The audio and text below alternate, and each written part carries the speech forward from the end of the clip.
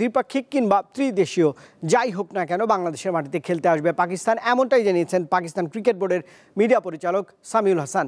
Champions ট্রফিতে ভারত পাকিস্তানে না আসায় এটা দুই দেশের ক্রিকেটীয় সম্পর্ক উন্নয়নে বাধা হয়ে দাঁড়াতে পারে বলেই মনে করছেন তিনি।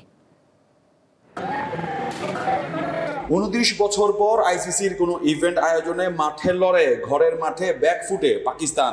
চ্যাম্পিয়ন্স ট্রফি শুরুর আগে তারা খেলেছে প্রস্তুতিমূলক ত্রিদেশীয় সিরিজ, তবে তা কাজে লাগেনি তাদের। এটার জন্য ভাগ্যকে নয় খেলোয়াড়দের উপর দায় দিলেন পিসিবির মিডিয়া পরিচালক। Cricket is just not about খেলোয়াড়দের ভালো প্রস্তুতি ছিল, হয়তো সমর্থকদের চাপ নিতে পারেনি। আমাদের সময় এসেছে পাকিস্তান ক্রিকেট দল নিয়ে নতুন করে ভাববার। টুর্নামেন্ট শেষ করে আমরা বৈঠকে বসবো। মূলত আয়োজক পাকিস্তান, কিন্তু ভারতীয় ক্রিকেট দল না আসায় দুবাইতে হয়েছে রোহিত শর্মাদের ম্যাচ। যদি তারা সেমিফাইনাল পর্ব পার করতে পারেন তাহলে ফাইনাল হবে সেখানে, তাতে মোটেও সন্তুষ্ট নয় পিসিবি।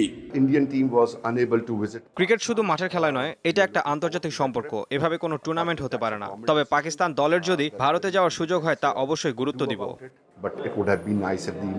কথা চলছে বাংলাদেশের বিপক্ষে সিরিজ খেলার, এ ব্যাপারে আগ্রহটা একটু বেশি বোঝা গেল মিডিয়া পরিচালকের কণ্ঠে। Bangladeshi cricketers like our cricketers get opportunity. অবশ্যই যাব। বাংলাদেশ আমাদের প্রতিবেশী বন্ধু রাষ্ট্র, খেলোয়াড়রাও যেতে আগ্রহী। তবে কখন হলে ভালো হয় তা নিয়ে বিসিবির সাথে আলোচনা হচ্ছে, সিদ্ধান্ত খুব শীঘ্রই হবে। প্লেয়ার রিলেশনশিপ, দি স্পেক্টেটর রিলেশন। তামিম, মুশফিক, তাসকিনা খেলেছেন পিসিএল ফ্র্যাঞ্চাইজি টুর্নামেন্ট। আসন্ন আসরেও বাংলাদেশি খেলোয়াড়দের সংখ্যা বাড়ানোর ইচ্ছার কথা জানিয়েছেন পিসিবির মিডিয়া পরিচালক। মোহাম্মদ হাসিব, দীপ্ত স্পোর্টস, রাওয়ালপিন্ডি, পাকিস্তান।